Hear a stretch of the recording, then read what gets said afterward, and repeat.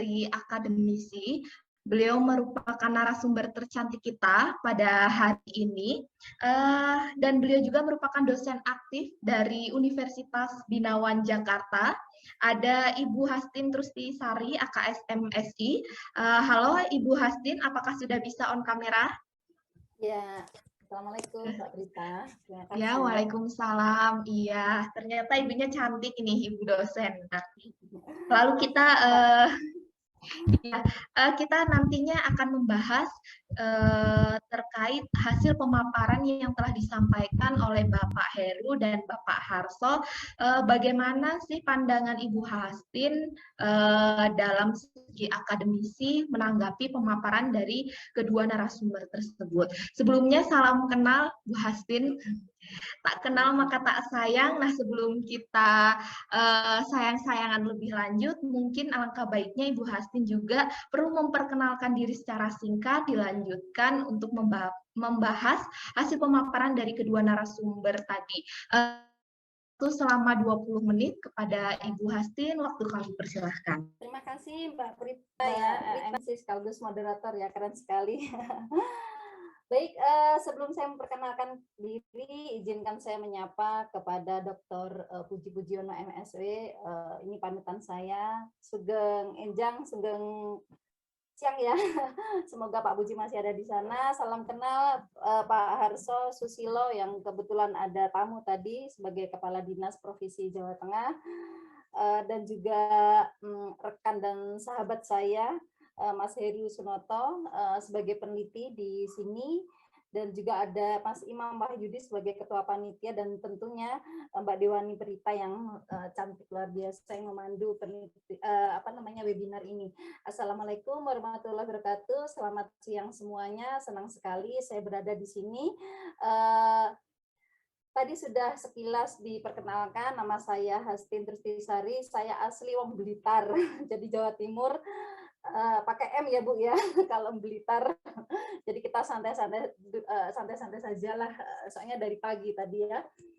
Ya, saya merupakan dosen aktif di Universitas Binawan Jakarta. Saat ini saya sedang melanjutkan kuliah di FISIP UI, doktoral untuk jurusan kesejahteraan sosial. Senang sekali saya diundang di acara webinar yang luar biasa ini yang sudah mencapai 500 peserta.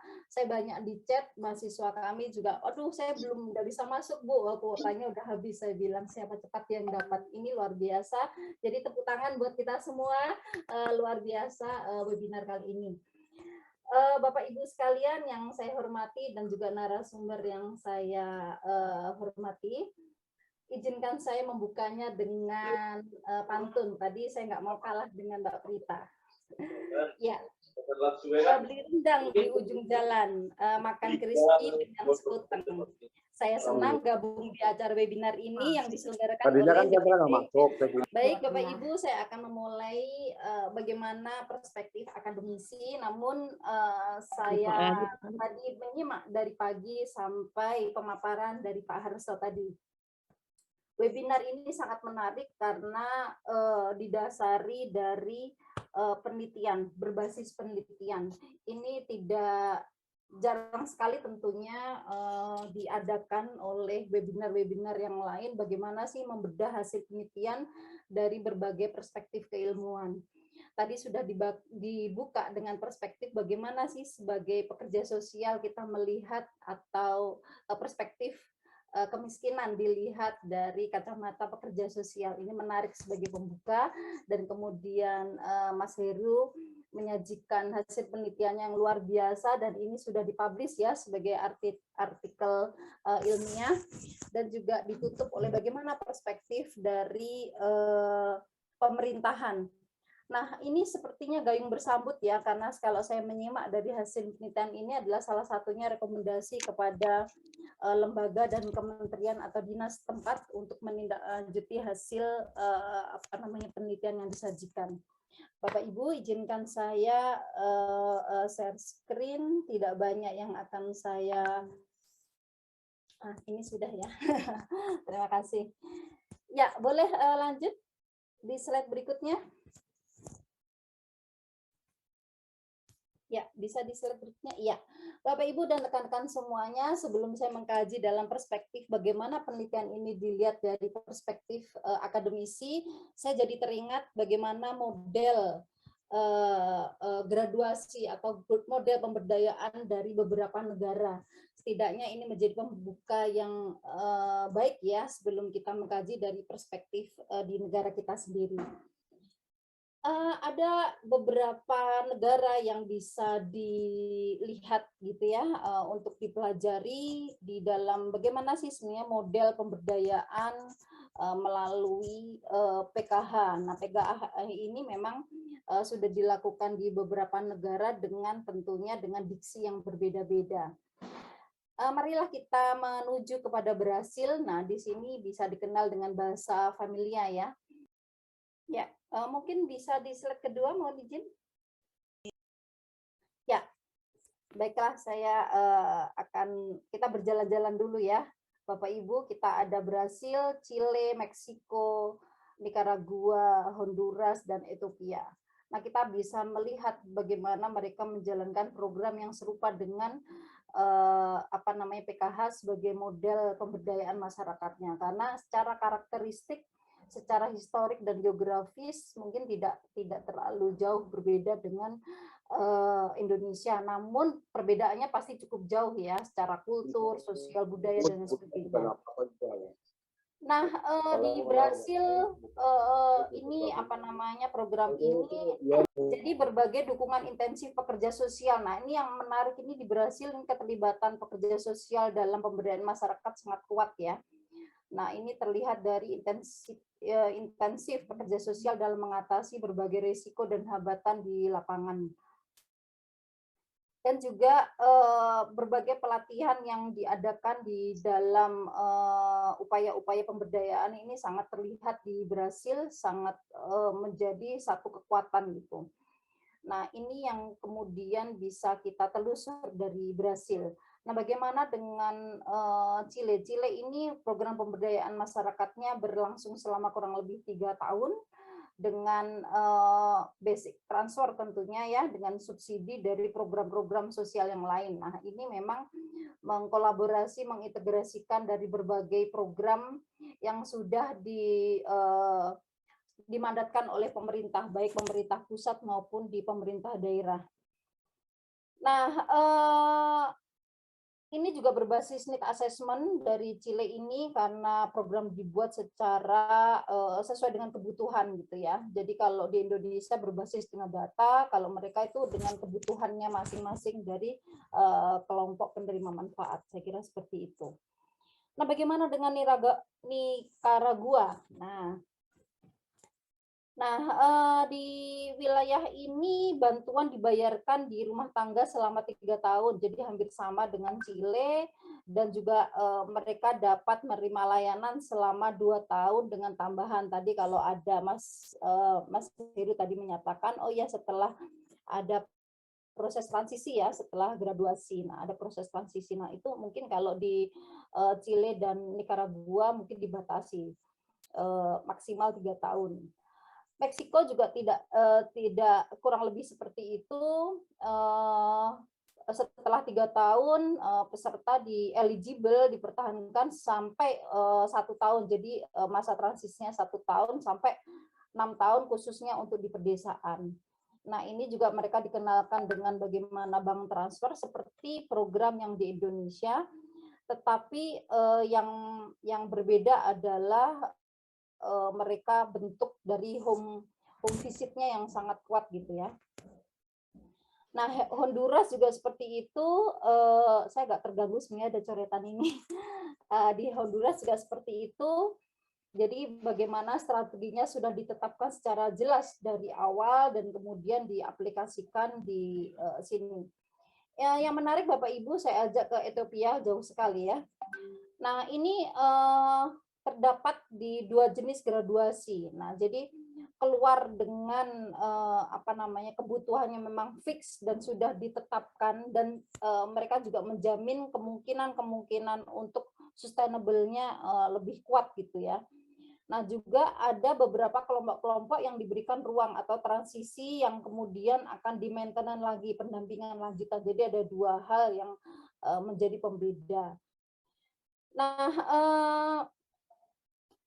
bedanya di sini apa namanya, untuk meningkatkan akses terhadap program para PKM ini juga penerima manfaat ini memiliki prasyarat yang sudah sangat ketat ya ditentukan gitu. Tetapi bahwa program ini di Ethiopia ini lebih kepada membagi dua jenis seperti itu ya, dan mereka sudah menata dengan baik bagaimana mengklasifikasi mana yang bisa sustainnya bisa jangka lama dan juga perlu pendampingan. Slide berikutnya. Ya Bapak Ibu sekalian, saya juga ingin menjelaskan tentang bagaimana sih sebenarnya pelaksanaan graduasi secara modal sosial ya di beberapa negara. Sebelum kita mulai dari hasil penelitian dari yang dilakukan oleh sosial Jawa Tengah oleh Mas Heru. Ada beberapa kategori yang menarik ya setelah pasca dilakukan graduasi ini dilaksanakan oleh LSM. Jadi lembaga sosial yang ditunjuk oleh pemerintah ataupun yang mengajukan diri untuk melakukan pendampingan lanjutan. Ini menarik sekali. Ini dilakukan di beberapa apa namanya negara ya, salah satunya di Bangladesh, dan juga di Haiti, Peru, dan Ghana gitu. Jadi mereka menunjuk lembaga sosial masyarakat atau LSM yang ditunjuk atau yang sudah melakukan verifikasi untuk melakukan pendampingan lanjutan. Ada pula pasca graduasi mereka mengikat dengan melakukan kolaborasi pemerintah dengan lembaga masyarakat setempat yang ditunjuk untuk apa namanya melakukan perencanaan baik jangka panjang, pendek dan juga menengah. Nah, ini juga kelihatan sekali di India melakukan itu. Dan juga bagaimana lembaga publik yang tadi Pak Harso juga menyebutkan bagaimana unsur pemerintah juga apa namanya dari perusahaan ya, tadi saya mendengar juga dari perusahaan dan juga lembaga LSM ini berkolaborasi untuk memastikan bagaimana pasca graduasi ini PKM-nya bisa sustain, ini bisa dilakukan di Pakistan melalui program Pakistan Poverty. Nah, ini juga menarik ketika kita juga melihat dengan integrasi program jaring pengaman sosial dengan lembaga pemerintah pasca graduasi KPM ini. Nah, ini juga bisa dilakukan di beberapa negara dengan mengintegrasikan program kesehatan pendidikan yang dimotori oleh pemerintah. Nah, jadi ini saya cuplik dari sumber apa namanya jurnal internasional di Yale University tahun 2014. Nah, Bapak Ibu, ini saya hantarkan kenapa? Karena Jateng ini memiliki kultur budaya sosial yang sangat unik gitu ya. Sehingga kita bisa mencoba dari hasil penelitian tersebut, kita bisa rangkai yang sangat dekat dengan kultur lokal Jawa Tengah, seperti itu. Nah, setelah saya membuka tentang bagaimana perspektif pasca graduasi di beberapa negara, baiklah saya akan menuju bagaimana sih sebenarnya perspektif dari karya ilmiah ini dibangun dari perspektif metodologi dari penelitian. Nah, penelitian yang dilakukan oleh Mas Heru tentunya sudah memenuhi kaidah-kaidah dari unsur penelitian kuantitatif yang sangat komprehensif ya. Bisa slide berikutnya? Ya, tadi kita sudah saksikan bagaimana ini berangkat dari kondisi lapangan. Jadi kondisi lapangan yang kemudian menimbulkan keresahan. Nah, ini yang menjadi kekhasan dari penelitian. Memang harus ada gap antara yang mana yang ideal, mana yang meresahkan. Jadi gap itulah yang kemudian akan diteliti. Dari masalah tersebut, dari kondisi lapangan tersebut muncullah masalah dan juga bagaimana mengkaitkan dengan kajian pustaka ataupun teori-teori yang dilakukan. Nah, ini yang akan saya perdalam di slide yang berikutnya. Di dalam penelitian ini juga sudah menampilkan hipotesis bagaimana ada hipotesa dua variabel yang kemudian dikonstruksikan untuk bisa dipahami dan juga diperkuat dengan variabel-variabel yang sudah ditetapkan. Nah, pengumpulan datanya juga sudah dilakukan dengan survei dengan melibatkan 5.000 sekian lebih ya. Saya kira ini sangat menarik dan juga sangat luas ya jangkauannya dan kemudian dianalisis data. Nah, tadi kita mendengarkan bagaimana kesimpulan. Jadi perspektif dari bagaimana penelitian ini dibangun, secara proses penelitian ini sudah melewati dari tahapan-tahapan unsur-unsur dari proses penelitian yang sudah memenuhi standar. Berikutnya.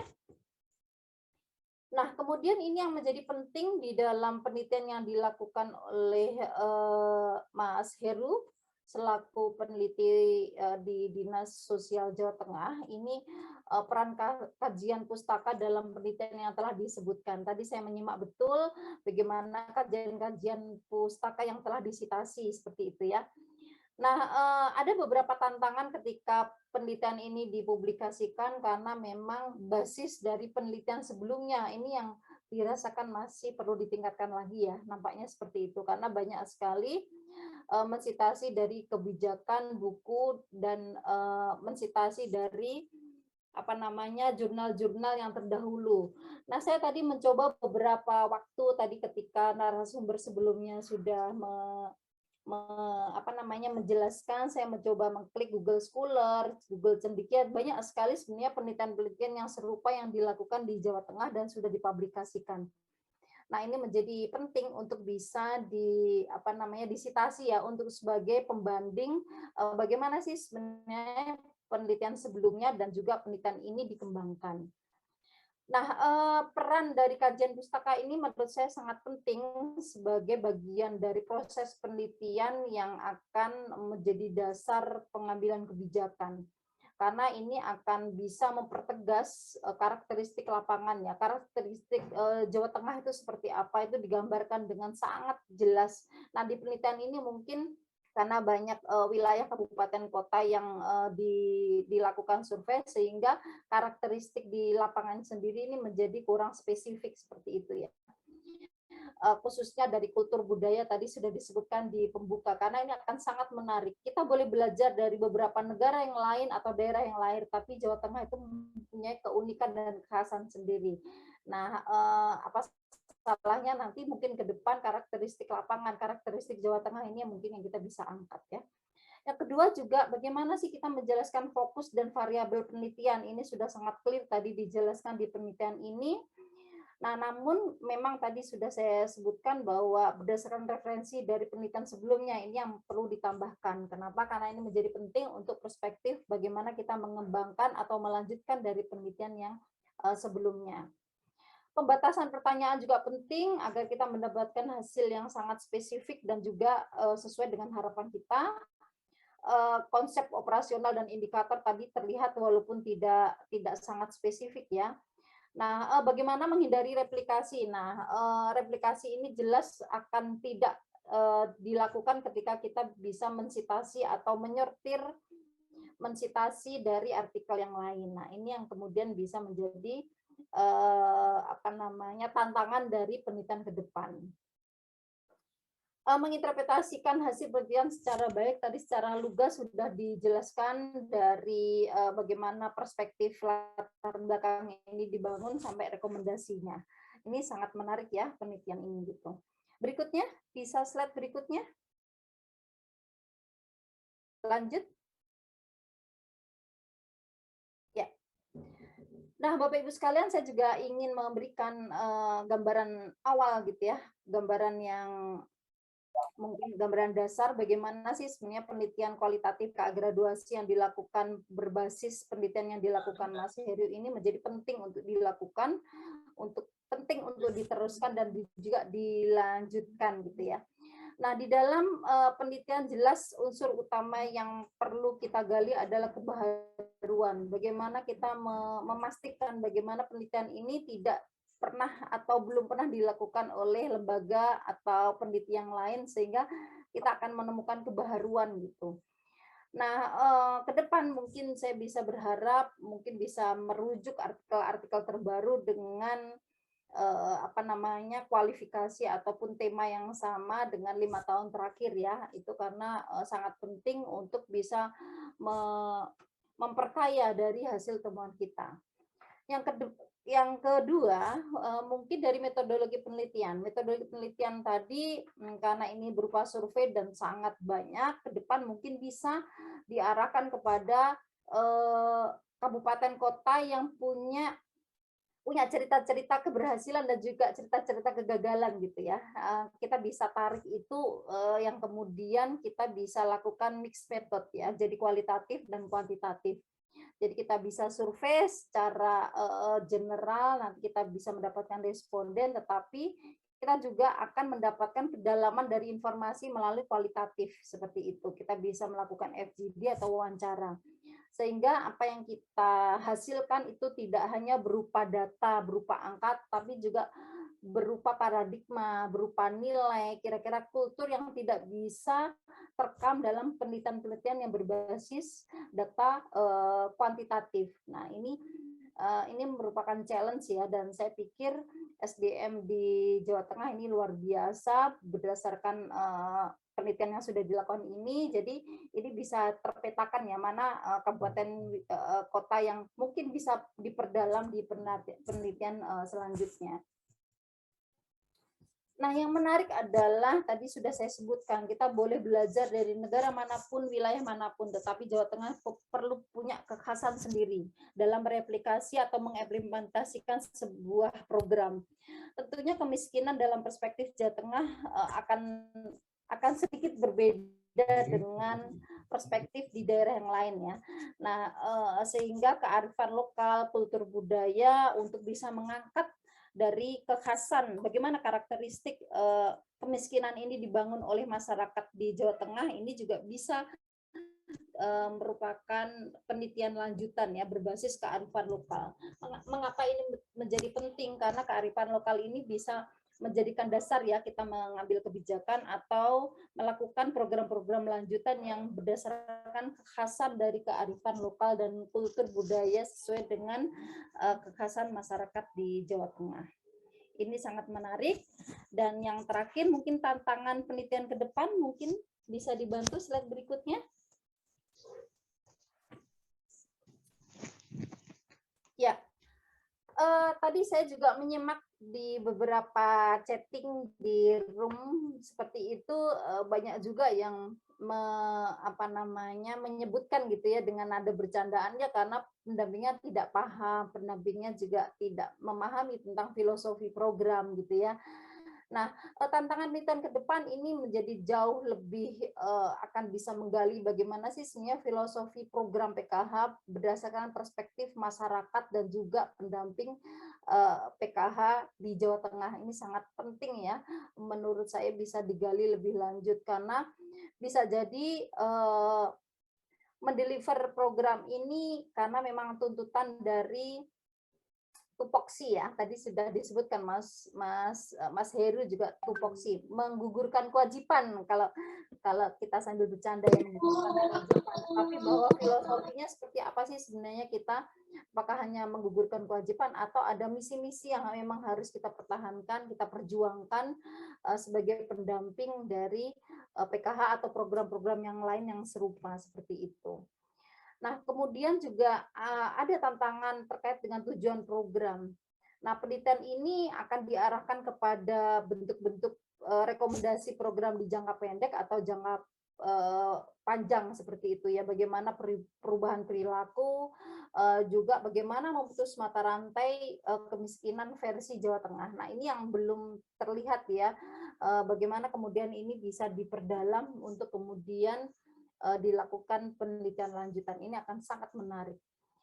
Yang berikutnya adalah keberlanjutan. Kita semua tahu bahwa keberlanjutan program apapun itu menjadi tantangan yang luar biasa. Kadang-kadang graduasi itu juga dengan berbagai perspektif ya, bisa ditetapkan oleh siapa, pada saat apa, dan di dalam sistemnya siapa. Nah, tadi juga banyak sekali di chat room juga, wah graduasi juga belum tentu mereka sudah berdaya. Nah, ini kalau dalam perspektif akademisi bisa juga dikaitkan dengan bagaimana keberlanjutan berbasis kultur lokal gitu. Bagaimana kita mengkaitkan pasca graduasi KPM ini benar-benar didekatkan dengan misalkan dari usaha-usaha kecil yang memiliki kekhasan kultur lokal di Jawa Tengah ya berdasarkan kabupaten kota masing-masing.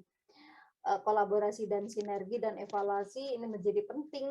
Nah, saya senang sekali karena bagian dari penelitian ini juga sudah mengkaitkan bagaimana kolaborasi dan evaluasi ke depan bisa dilakukan.